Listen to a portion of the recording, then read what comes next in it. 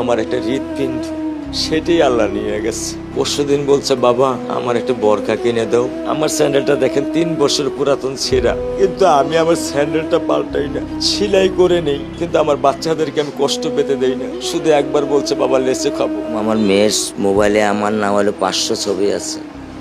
আমি এখনো সাহস পাইনি আমার মেয়ের একটা ছবি বের করে দেখতে। আমার সে সাহস নাই। আমি সেই সাহস হারাই ফেলছি, কারণ ও আমার ছিল হৃৎপিণ্ড। ওর জীবনে এমন কোনো চাওয়া নাই যেটা আমি পূরণ করি নাই।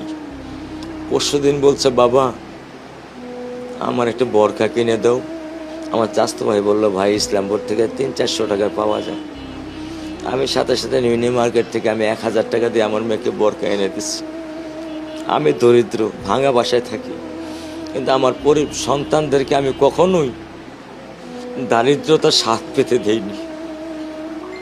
দারিদ্রতার স্বাদ পেতে দেইনি। আমার বড় মেয়েকে এখন আমি সেলোরা থেকে জামা কিনে দিই। আমার স্যান্ডেলটা দেখেন 3 বছর পুরাতন ছেঁড়া, কিন্তু আমি আমার স্যান্ডেলটা পাল্টাই না, সেলাই করে নেই, কিন্তু আমার বাচ্চাদেরকে আমি কষ্ট পেতে দেই না। শুধু একবার বলছে, বাবা লেচে খাবো। আমি 1 মিনিটও দেরি করিনি, 1 মিনিটও আমি দেরি করিনি। ও আমার একটা হৃৎপিণ্ড, সেটাই আল্লাহ নিয়ে গেছে। আলহামদুলিল্লাহ, শুকরিয়া, আল্লাহ দিছে, আল্লাহ নিয়ে গেছে। আমার কোনো কষ্ট নেই। আমি তো চাইলে পারতাম না। অনেক দম্পতি আছে যাদের সন্তান নেই, আল্লাহ দিছে, আল্লাহ নিয়ে গেছে। আমি আলহামদুলিল্লাহ করি আল্লাহ গেছে।